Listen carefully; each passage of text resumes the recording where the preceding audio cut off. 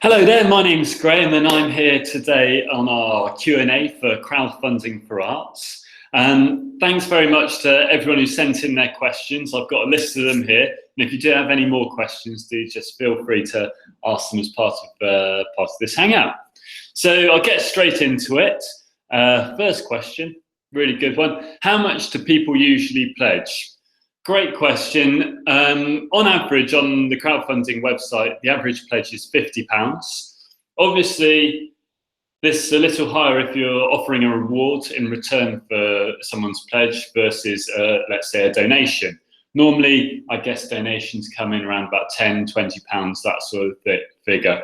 With by offering rewards, you can move people up from, let's say, from about £20 to £50 to £100, etc., etc.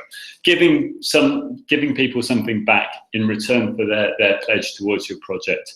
Or it encourages people to give you more money, and also I guess it makes them feel more connected to the project and that sort of thing. So average pledge £50. That's a really useful number as well, because you can look at your target. Let's say, I don't know, we want to raise 500 quid.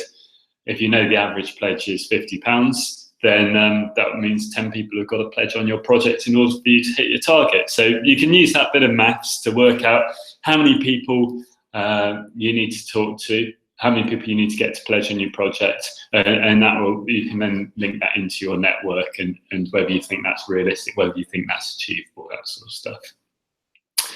The second question we got in is, how will people find my project? That is a good question. So to start with, very much people find your project by you sending them the link. It's sort of as simple as that, really. You've got a link on your crowdfunding page, crowdfunder.co.uk/web project. You can edit that link, make it nice and easy to remember when you're creating your project. Anyway, you send out that link. That's how people get to your page initially.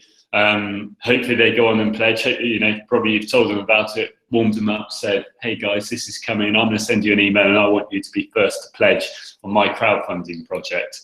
So send that out, and then I suppose, how do people find out about it afterwards? You know, people share it, don't they? They go on their Facebook page, they share the project, hopefully they pledge on your project, and then hopefully they share it. They do those two things, so that's really, really good news. Interesting stat for you, around about 30% of the pledges that take place on Crowdfunder come via people clicking links from Facebook. So Facebook's a really good place to drive traffic to get those pledges in. And the next question, when should I use project updates? Okay, so what is a project update? A project update is something that's on your crowdfunding page. So once you set up your project, you've gone live, you've got a few pledges in, then you can use a project update. And what that does is it appears on the project page. So people who are browsing your project, you might be thinking about pledging on your project, can come in and read how things are progressing and all that sort of thing. It also gets emailed out to everyone who's supported your project so far. So if you've got 100 backers so far, then they'll all receive the project update as well as it appearing on your page. Importantly, it also goes out to anyone who's following your project. So maybe someone's come to your page, they're sort of interested, they're not quite ready to commit to pledging, but they think, oh, I'll follow it.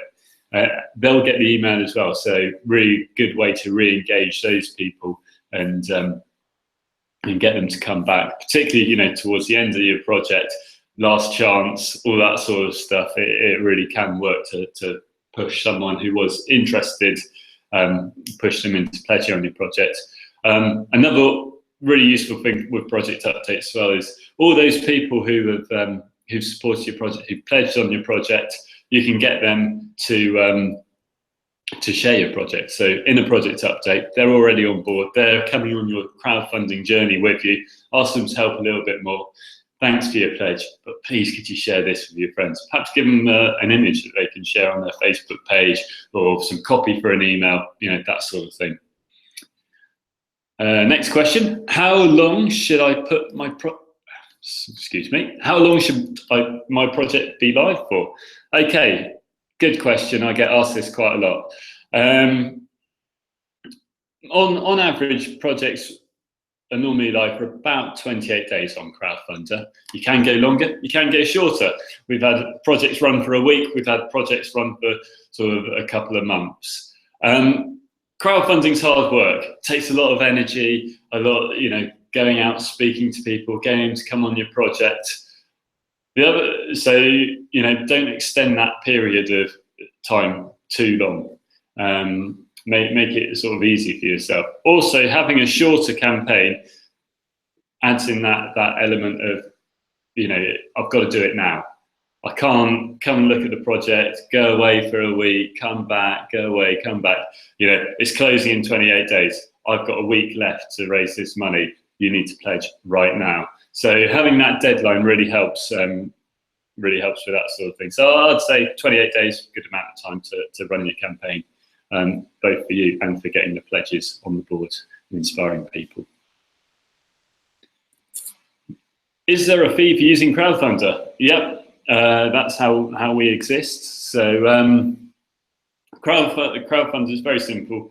We take 5% plus VAT on all the funds that are raised successfully. That's our fee for running the platform and keeping it all working, etc., etc.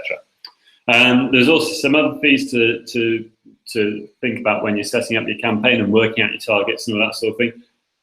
Make sure you cover the costs of rewards. If you are doing rewards, the cost of rewards, the cost of delivery of those rewards, that sort of thing. Make sure you factor that into the costs. And the other thing is the card payments. The payment provider fees. So perhaps if you're using PayPal, I think it's 3.4% plus 20p per transaction. And if you're using Stripe, then it's 1.4% plus 20p per transaction. So get your backers pledging with Stripe, and it will cost you slightly less. But all those details are on the page. As you're going through creating your project, you'll be able to look at those details. Look at, dot all the I's and cross all the T's as you're going through there. What happens if I don't reach my target?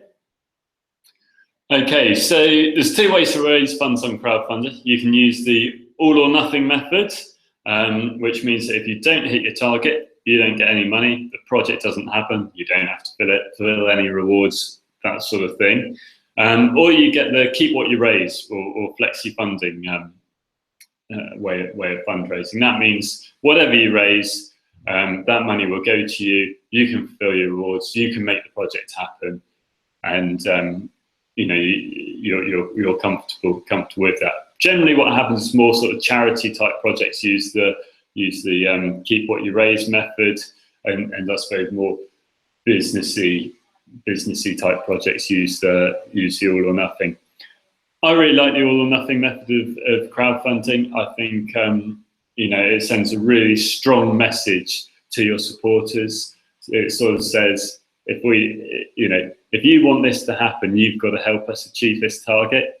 I think that it really gets them buying into the whole crowdfunding campaign and to what you're doing there. So if you can, go for the all or nothing. And good planning beforehand should mean that you know that you're going to hit your target. You know you're going to go into overfunding. So you shouldn't be too nervous about that if you've done your preparation and spoken to people and warmed up your crowd and all that sort of thing. You can know that your crowdfunding project is going to be a success before you go live. Okay, well, that's all the questions in. So thanks very much for watching, and good luck with your crowdfunding campaign.